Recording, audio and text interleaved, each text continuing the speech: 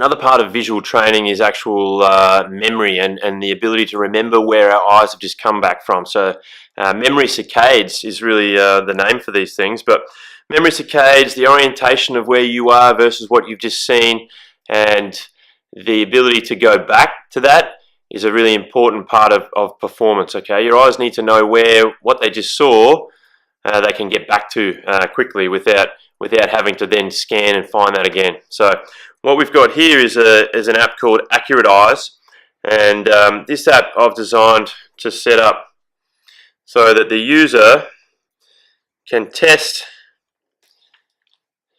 how well they can remember where a dot came up. So what you're going to see there is a blue target in the middle there, which the user has to push the target, push the button, it'll turn green, and then you have to find where that dot was. Okay, and when you found that red dot pop up, you'll see when you touch it, it'll turn green again. Okay, so I'm trying to do this backwards, but I got no idea where that was. And the setting on this is that it'll show you where you've gone wrong. Okay, and of course when I've touched it there, it's turned green. As soon as I touch it and it turns green, another one will pop up. So the idea is that I'm going to do this as fast as I can now. So I'm going to put this camera down a bit so you can see what I'm doing. Alright, we'll start again. So we're going to go one after the other. We've got 20 dots here. The idea is we're going to do this as fast as we can. We're going to try and remember exactly where a dot sees. And the dot's only going to pop up for a split second.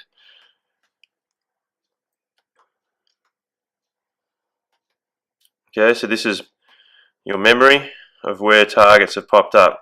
Obviously you're working peripheral vision, and if you can get straight to that target, you won't have to do it twice. You won't have to have that function where it reveals it for you.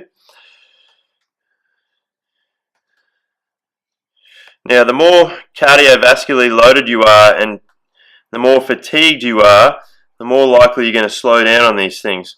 And when we start training these, becoming more efficient, we're less likely for these processes to waste our energy, which means we're less likely for those things to become faulty sooner as we get fatigued. Okay, in other words, these processes are more efficient and so don't wreck you as quickly.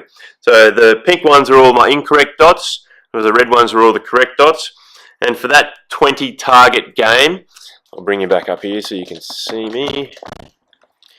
For that 20 target gain, it took me 16 seconds to get all those targets, and it also gives you an output about how far I was off with all those targets. But my advice would be to have this mounted on a wall. You can set a timer in here so that there's a delay, say a 10-second delay before you have the opportunity to find that target, which means you have to remember where it was for longer.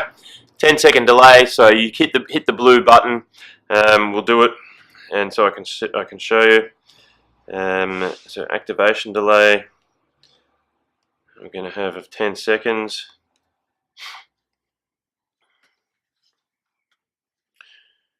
Okay, so I'm going to press start, and we're going to see this target pop up in a second.